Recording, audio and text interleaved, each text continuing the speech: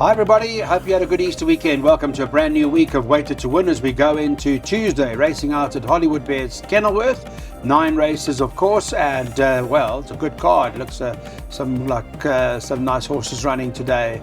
We've got information on Twitter for you, as well as on YouTube, and of course on our WhatsApp group as well. The information is there for you to see and have a look at. I have got Daryl Marie, Darren Burrows, both who, by the way, over the weekend took their bipods and PAs. They were in good form as well, so it's always a good start. Mr. Burrows, good morning, and let's talk about the opener. Get an idea of what we're going to do in the very first race. Good morning, Clyde. I thought the horse to beat definitely Future Variety. This horse hit a flat spot going through the 400. He was racing green, and he absolutely took off late. It was eye-catching.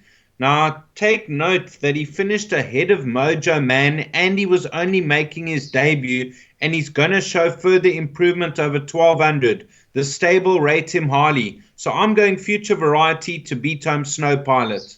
Okay, that was the first run to Jewel Cat, Daryl, that we saw. I see that Mojo Man, the third horse, came out to run a place. Future Variety was the second horse. The fourth horse didn't run anywhere. I don't know, but I suppose that you tell me more about this horse that Mr. Ashby's riding for Candace. No, Mr. Domea. Mr. Domea, sorry. Ashby rode first time I beg out, your pardon, yes. he rode it first time out, yeah, Clark, that's right. I don't know why I'm giving my opinion. I mean, we should be asking you. You won the Hollywood Punters competition. So no, I only give those out. What do you? 5 minutes before the 5 minutes before the race. Congratulations, you did us No, proud. you did well too. You also won one. I think the Weights to Win team, I must say, have got their presence felt there, which is very good. And so Darren Burrows is now sort of lurking behind to strike. So we're backing Aldo, yeah, we're having a go. Juveniles, Clyde, I'm never really confident. I don't know how much have he improved. He certainly caught the eye. On paper, he appears to be the right one on a line through Mojo Man. But Snow Pilot's extremely well related, and he could make further improvements. They're drawn on opposite sides of the track, Clyde. Let's see how that pans out today. Yes. Number one. You know, Richard Free had a torrid time, didn't he? On Sunday. Sure. Torrid time with Isi Vungu. Shame the horse picked and he got left and decided to go down the inside. And what's the other horse that never got through? Professor Snake. He had a torrid time, Richard, on Sunday. I hope he overcomes it now. Today. Yeah, he's too good a jockey not to. But let's hope he starts off with a bang, because you know when his mood is high from the jump, he really boots him home in succession. So yes, 13 from 3. Those appear to be the two to fight it out. Okay, so what does that mean from a betting perspective, race one? It's not part of exotics or anything, but there is information for you which we can share, and that is that Darren Burrows does believe that we're going to have a go. Start your day by backing Candace Bass Robinson's Future Variety. Second race on the card. This is a maiden juvenile plate. It's over 1,200 metres. An idea from a market perspective is that Desert Winter tops the boards here. I beg your pardon, Distant Winter tops the boards. Priced up 7 to 10. Odds on favourite. Should win. Daryl, from a market perspective, got solid form coming into the race. And unless there's a lurker in the pack that you like, one does appear to have the impression it's a one-horse race. On paper, it is a one-horse race, Clyde, but you never know what's lurking behind with regards to the first-timers. You know, she's certainly overdue for a victory. Cracking debut. Then she ran in the City of Cape Town Summer Juvenile Stakes. Excellent second. Last time out, she ran second in the Grade 3 nursery. So she's certainly overdue to crack that maiden victory. Of the other race runners, heard a little bit of a whisper with regards to number 5, Ticket to Vegas.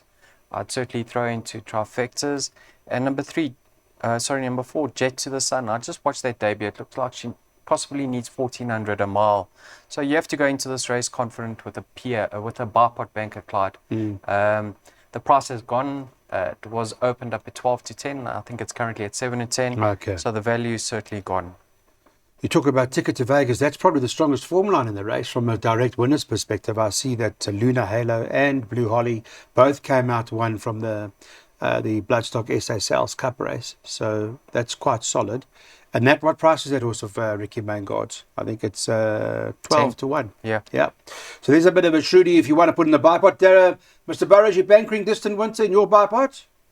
Clyde, this filly can't get beat. On her form to date, it's an absolute one-horse race. I think she'll start around 4 to 10 in the betting.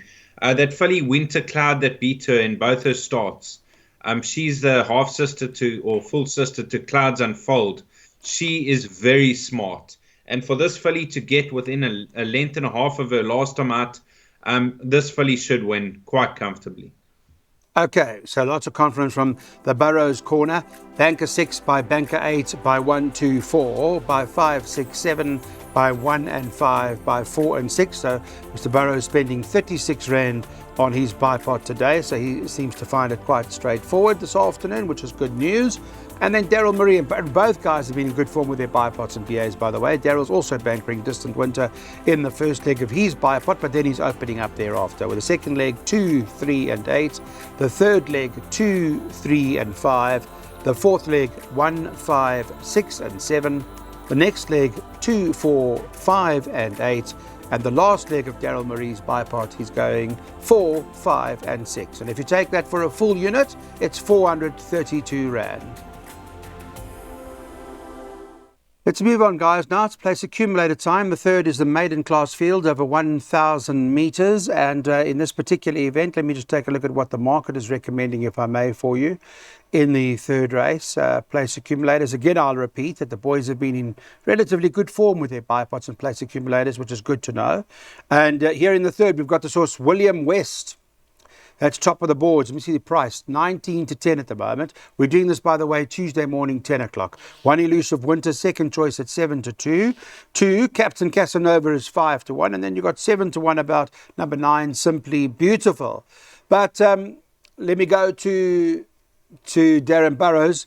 Unraced for Harold Crawford and Michelle Rex, Elusive Winter.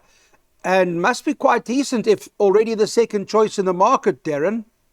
Definitely, Clyde. There's been solid market support for number 1 on the card. It's also a 2-year-old. I still like the race runner William West. I watched that replay on debut, and it looked like he was just going one pace, and then he found another gear late. He was beaten narrowly by Speeding Bullet. We've seen winners from that form line.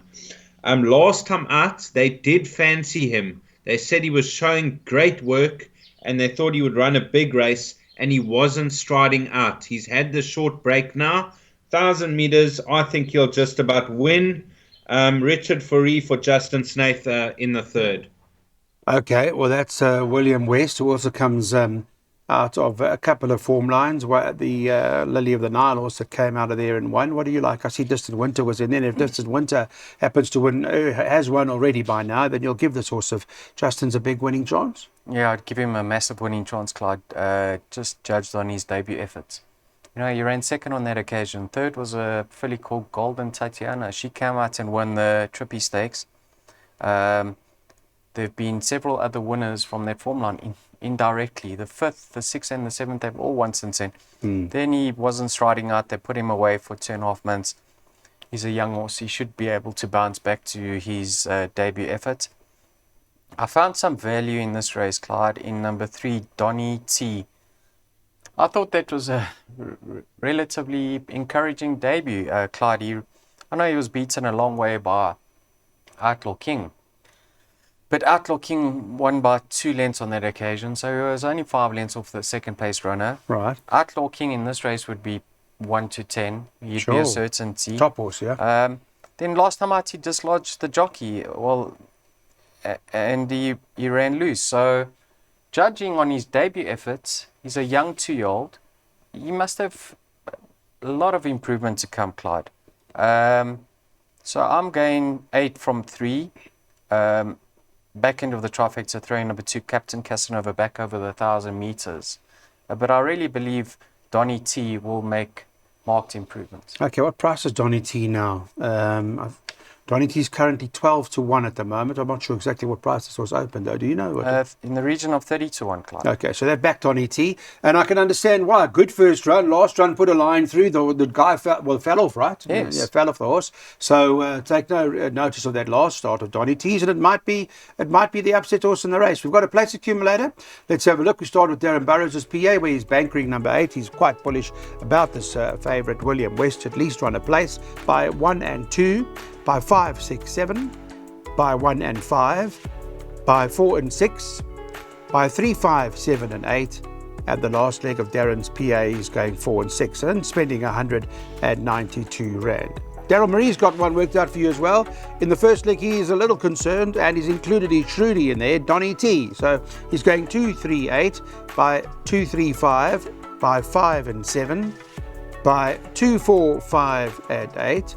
Two bankers later on, we've got banker the 4, banker the 5, and then in the last leg, 1, 4, 5 and 6. Well, Jury Duty tops the boards, number 2 on the card. This is for Adam Marcus, so I'm going to go straight to Darren and ask him what he knows about Jury Duty here. Ridden, of course, by Richard Ferree, is favourite at 5-2 at the moment. Number 4, Seeking Peace, is the second choice at 28-10 for Mike Stewart and Ashton Aries, and 33-10 about this horse Camille Claudel, who's priced up as the third choice in the market. All right, so Adam's been in fairly good form, I would have thought, Darren, so give us some insight there. Clyde, all he said was she's a very game filly. She's got a big heart. And when they move up to her, she just seems to find another gear in the closing stages. And as you can see, she always wins narrowly. A horse like Camille Claudel, now she ran 6 lengths behind Jury Duty, 3 runs back. She's 5 kilos better off at the weights, and she's finding her best form. I don't think the drop to 1,000 is going to be a problem. So I thought Camille Claudel, the definite value at 5-1. Jury Duty is going to run another honest race. And Seeking the Peace loves the sting out the ground. I was at the course last time at Durbanville when she won, but it was bucketing down and the course was very soft, and she won going away. Just to ask you, Darren, I want to stay with you for a moment. Sorry, we haven't asked you already. It's a bit late now, but from a weather perspective this morning, you haven't any rain going into the meeting, have you? We've had a touch of rain, but the weather's holding up right now. It's just a little bit overcast. All right. Well, we'll see how the day plays out as you watch closer to time. The source of Mike Stewart's, Daryl, I see, wasn't a surprise result because there was market support for Seeking Peace last time. They backed it in from, I think, 8-1 to 5-1. So somebody liked it. There was a favourite that got scratched on that occasion. Oh, is that what it was? Okay. Clyde, but you give it a chance, or are you wary? Not really. Not so. Not really Who excited. you with? I actually prefer the stable companion, number 3, Pork de Fuss. Go back to that run on the 14th of January. You can see she got beaten a length and a half by Jury Duty. Duty. She's 6 kilograms better off. Yeah. She's really disappointed since then, Clyde. But on the weights, she certainly gets thrown into the play over here. Okay. Jury Duty, last time out, Keegan de Mello got off her and said if he knew her a bit better, he would have won much easier. Probably pulled the trigger too soon. Can't really fault her up the kennel with straight. And then a horse that you have to put a line through in his last start is number 5, Tuscan Gold. Clyde, that was around the bend in those terrible conditions. Back up the straight, you can see a length behind Jury Duty. He certainly has to be put into all play. So Jury Duty, probably the filly to beat. But there are players in Tuscan Gold and Pork de Fuss, in my opinion. And she may have a bit of scope, Jury Duty. Okay, so there are a few in there from Daryl. Jury Duty, I see she's still a 69, so she hasn't really, got the, what would you call it, the belt from the handicapper, so to speak. She's still hovering around perhaps the right mark at this moment, which will give her a brighter chance of winning like today. But let's see. Here's what we're doing. It is pick 6 time. Put the pick 6 up, please. Mr. Burrows' pick 6 looks like this. 1, 2, and 4. By 5, 6, 7, and 9. By 1, 4, 5, 6, and 8. By 4 and 6. By 3, 5, 6, 7, 8, 9. And the last leg of his pick 6, 1, 3, 4, 6, and 9. Of course, you can get for a percentage, or you can cut out, add in. Up to you guys as the viewers. And but that's a full unit of 3,600, 100%. Or, if you like, it's 36 Rand for 1%. So can She's My Captain get it right in this race now as we go into jackpot? A reminder, you can have a look on Twitter as to what our jackpot, etc. looks like, as well as our WhatsApp group and number and all that sort of stuff. It's all up there for you to make a note of. You're welcome to join at any given time. Well, we don't know because we're recording the show in the morning, but if Jury Duty was already won, well, then She's My Captain's chances have suddenly brightened. They both ran to What a State, and there wasn't much separating them across the line. Give it a chance. She's My Captain. Out on paper, she's going to prove very hard to beat. I mean, she holds her two biggest rivals in Miss Marguerite and number 7, Enemy Territory. She beat them in her later start, and she's better off at the weights with them. She loves the Kenilworth straight. Richard gets a good tune out of her, so on paper, she is certainly the filly to beat. Number 7, Enemy Territory. Now, that was only her third start to date. She's obviously very lightly raced and a lot of scope for further improvement. More importantly, she's back up the straight, Clyde. So I think at this stage of her career, perhaps best up the straight. So I'm going to say she could go close to reversing that form with the favourite. And then a filly like number 1, Palo Queen. I think she's capable of filling in a trifecta position, but 5 and 7 for me. Okay, 5 and 7 for Daryl Marie. Mr. Burrows, how open is the race? It's not too open, Clyde. I can tell you now, She's My Captain is better off at the weights with numbers 6, 7, and 9 on that last effort. But I watched the replay of Enemy Territory. She battled to take the bend at Durbanville. She was fighting for her head towards the back of the field, and she burnt a lot of energy out. So she moved up to them and just found nothing the final 100. Back up the straight. I'm going to say that she reverses the form with all of numbers 5, She's My Captain, 6, Miss Marguerite, and 9, Different Face. You know what I found an interesting horse in here? A horse called Different Face. Got Grant van Niekerk riding her now. I don't know if Grant's, I think he may have ridden her once before, but he's riding her now, Grant van Niekerk, and might just be a bit of a shrewdie in the pack here, Different Face, number 9, if you want to add that into the jackpot. But that's up to you guys. We'll leave it entirely up to you. All right, let's get on to what we're looking at now, which is Daryl Marie's jackpot. He's gone 1, 5, 6, and 7 in this first leg by the whole field, by 4, 5, and 6. And then he's looking to banker number 5 in the final leg of the jackpot, race 8, and that happens to be Flying First. Race number 6 on the card. Let's take a look at the event like this and talk about what the plan is, where top of the boards is Trivial Matter. Of course, Eric Sands and Grant van Niekerk team up here, 5-2 favourites. 8 Elusive Trader, second choice at 5-1. But then there are a few on offer, like Ragnar Lothbrok, for example, who's trading 11-2. 1 Rod the Mod is 8-1, and then it's 10-1 about Poroshka. So, Daryl, Trivial Matter, tops the boards, 5-2 favourite, open race. Yeah, a little bit short. If you have a look at that run with Ragnar Lothbrok, he's 3 kilograms worse off for a length and a half beating. So Ragnar gets fitted with the blinkers. I think 1,000 meters up Kenilworth straight with the blinkers, he could be the one to beat. But I got respect for Benjamin because I certainly believe the pace is going to be on, Clyde. You've got Ragnar with the blinkers. You've got Rock on Tommy, or Rod the Mod, sorry. So if they go very quick and there's going to be one closer in the race, it could be Benjamin. But I took the field in all my perms of here, Clyde, so I made it wide open. Wide open from Daryl Marie's side. Darren, let's talk to you about the race. What do you fancy, first choice? Clyde, I originally liked Rod the Mod because he's getting closer to the winners and the blinkers go on, which could get his head in front. He is better off at the weight with Trivial Matter. Trivial Matter is a speedy sort. He's got a short burst of speed. But now that the blinkers are fitted on Ragnar Lothbrok, he's going to have to be my first choice. Because his last run with blinkers over the 1,000 meters, he won by 4.5 lengths, gearing down to the line. It was super impressive. He went over the 1,200. He over-raced with blinkers.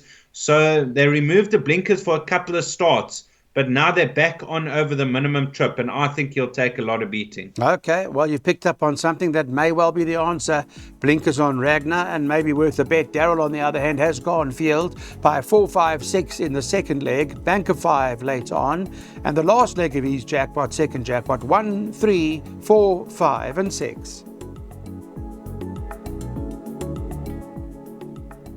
So race 7, one of the tougher races on the card. Petra Moir, top of the boards at 22-10 for Justin Snaith and Richard Faree. They join up here ahead of the 4 Supreme Dream, second choice at 7-2. Number 7, Royal Invitation, is at 9-2. And number 5, Summer Night City, is trading at 11-2. It's 12-1 and better about the others. Darren, thought it was quite tough. What do you fancy? Your first choice, sir? Well, I only went the 4 and 6 in this race. Now, I like Poitre Ma. Narrowly beaten last time when recapturing her best form. She got beat by Supreme Dream by a neck, and she's better off at the weights. Now, Supreme Dream, I would have preferred a 2,000-meter race for her. Over the 18, I'm going to favour Poitre Ma. Okay, over the 18, you'll fancy Poitre Ma. Those two, match race for Darren Burrows. Your side, Daryl? Yes, Claude, you have to lean towards Poitre Ma. I mean, she's 2 kilograms better off, but then again, she's at 18 career starts, whereas her biggest rival in Supreme Dream is much more lightly raced. So would I be shocked to see her confirm that form? I certainly wouldn't. Yeah, I've always been a believer of Poitre Ma being allowed to stride. She's at her best and most effective when she's up front, because she's got such a lovely stride. And Richard from the front is certainly hard to pick back. One that you can't rule out completely is Summer Night City, just at the weights. I mean, she's 3.5 kilograms better off for a 3-length beating. She's not totally out of it.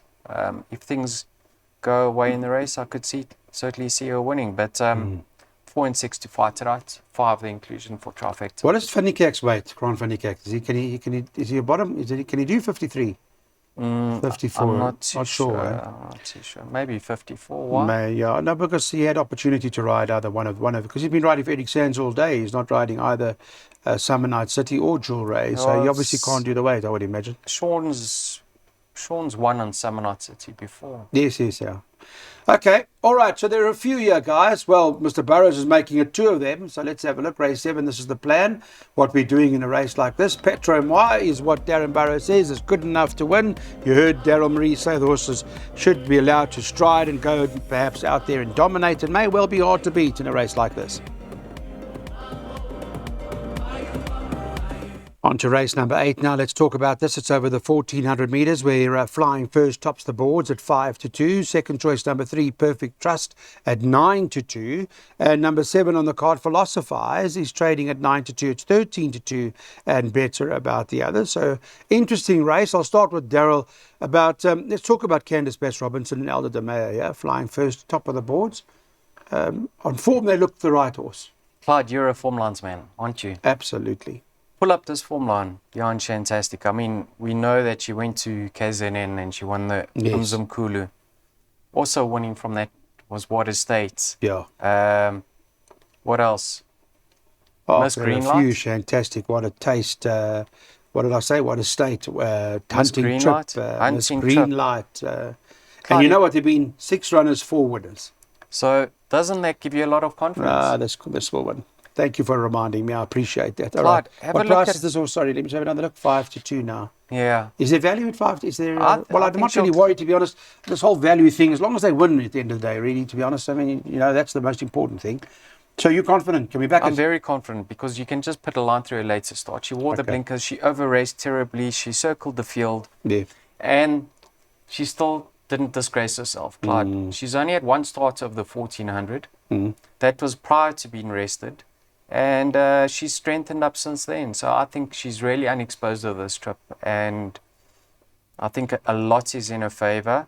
And I think it's a very fair price. I thought she'd start closer to 16-10 come race time. So for me, it's a case of having all my eggs in one basket, and I'll certainly be shouting Elder home. Well, I've got to tell you, Perfect Trust is quite an interesting horse because Shantastic was only, a length, I think, ahead of Perfect Trust in the Betty Boop run. And the winners from there being Shantastic and Philosophize, for example, came out of Betty Boop and won. So that could be a little bit of a danger. What do you think, Darren? I thought definitely my first choice is Flying First. Now, on that last run, we've seen the winners. You go back to her penultimate start, where she ran 4th to Touch of Grace. She ran that race in 73.3 seconds. You had Hirkomi Boki on the same day, also ran 73.4 seconds, winning a maiden. Now, Hirkomi Boki absolutely took off last time out over 1,200 meters. and her first try over the 14 with Grant van Niekerk. So I made the danger he'd call me bookie to flying first, and I also have respect for Perfect Trust and Philosophize. All right, let's put our selections up. Flying first for Daryl Marie, the one to beat. You heard what Darren likes in the race as well. That's our play this come the final leg of today's jackpot. Hi guys, welcome back. Let's get on to race number 9. This horse, like the Clappers, tops the boards at 28-10.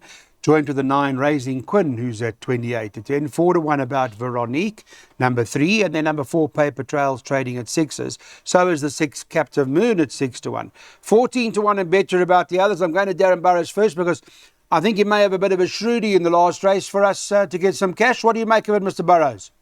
Well, Clyde, Captive Moon has absolutely tumbled in the ratings. He's a winner over course and distance when he won his maiden by 3 lengths.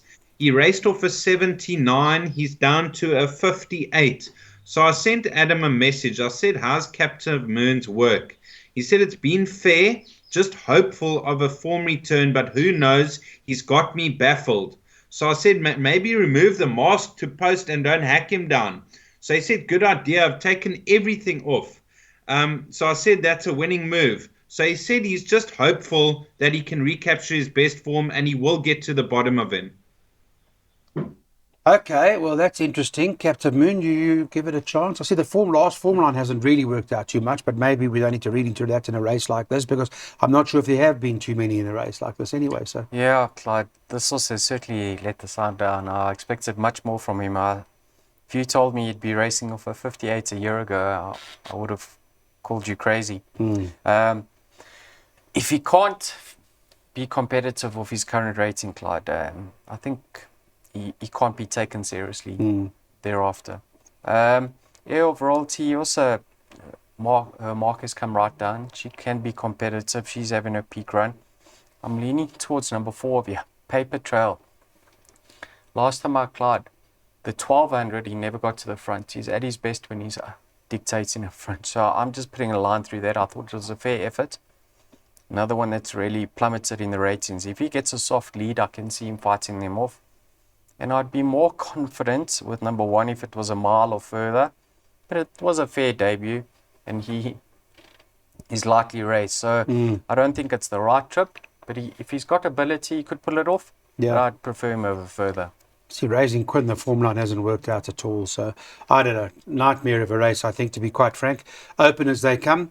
And let's see what you can make of the last. What is the recommendation from the gentleman then in terms of what we want to go? Darren Burrows is quite bullish on Captive Moon, but you heard what Daryl Marie had to say. That's your last from Hollywood Bets Kenilworth. Trust me, a good one for you. Thank you so much. We'll be with you again when we meet again on Wednesday. Thanks, everybody. Have a good one.